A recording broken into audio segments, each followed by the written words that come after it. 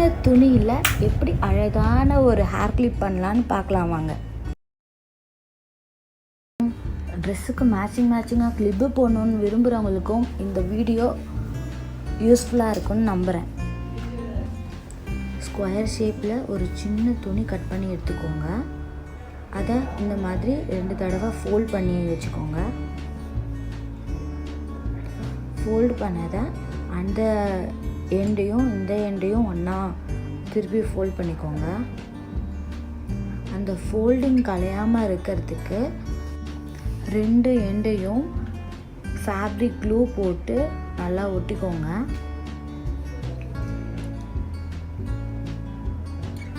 Clue கன் இருந்துச்சுன்னா அது கூட யூஸ் பண்ணிக்கலாம்.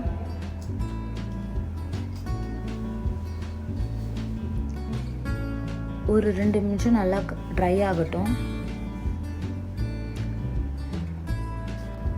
ட்ரை ஆனதுக்கப்புறம் அந்த துணியை சென்ட்ரலில் அப்படியே கொஞ்சம் கீழ்ப்பக்கமாக வர மாதிரி பிஞ்ச் பண்ண மாதிரி ஒரு ஃபோல்ட் பண்ணுங்கள். போ ஷேப்புக்கு ஃபோல்ட் பண்ணுங்கள்.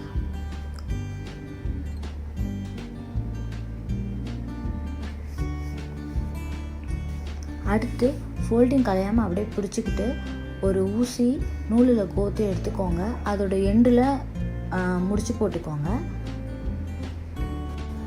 அந்த மடிப்பு கலையாத மாதிரி நடுவில் தச்சு எடுத்துக்கோங்க. எக்ஸஸாக இருக்கிற த்ரெட்டை கட் பண்ணிக்கிட்டு நம்ம வச்சுருந்த அந்த பிளாஸ்டிக் பட்டனை சென்டரில் வச்சு திருப்பியும் அதுக்குள்ளே த்ரெட்டை விட்டு திருப்பியும் தைச்சிக்கலாம். அப்போ தான் அது ஸ்டிஃபாக நிற்கும்.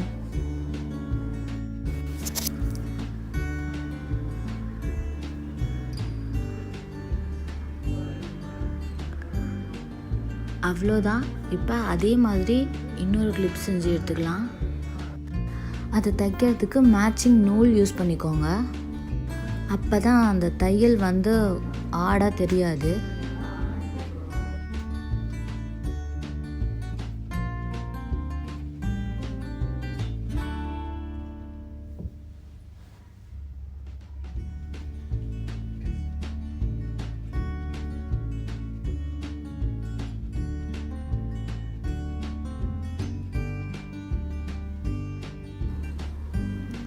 அடுத்து இந்த கிளிப்புக்கு நடுவில் வைக்கிறதும் நம்மளே செய்யலாம். அதுக்கு ஒரு கேன்வாஸ் ஷீட் எடுத்துக்கோங்க. சின்னதாக கட் பண்ணிக்கோங்க தேவையான அளவு. அதில் கொஞ்சமாக க்ளூ அப்ளை பண்ணி உங்களுக்கு தேவையான கலரில் நீங்களே ஒரு பேர்ல் என்ன கலர் வேணுமோ அந்த கலர் பேர்ல் எடுத்து சென்டரில் ஸ்டிக் பண்ணிவிட்டு அதை சுற்றி ஸ்டோன் செயின் போட்டு ஸ்டிக் பண்ணிக்கோங்க. ஸ்டிக் பண்ணது கொஞ்ச நேரம் காயட்டும், ஒரு 5 மினிட்ஸ் காயட்டும்.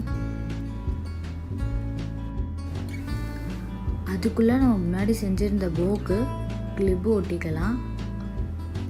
அதுக்கு க்ளூ எடுத்து அந்த கிளிப்பில் நல்லா அப்ளை பண்ணிவிட்டு அதை ப்ளோ கூட ஸ்டிக் பண்ணிக்கோங்க. அவ்வளோதான், கிளிப்பு ரெடி ஆகிடுச்சு. இப்போ நல்லா ட்ரை பண்ணி வச்சுருந்தேன் அந்த சென்டர் பீஸை கட் பண்ணி எடுத்துக்கோங்க. அதை அப்படியே அந்த போவில் ஃபிட் பண்ணிக்கோங்க. அவ்வளோதான்.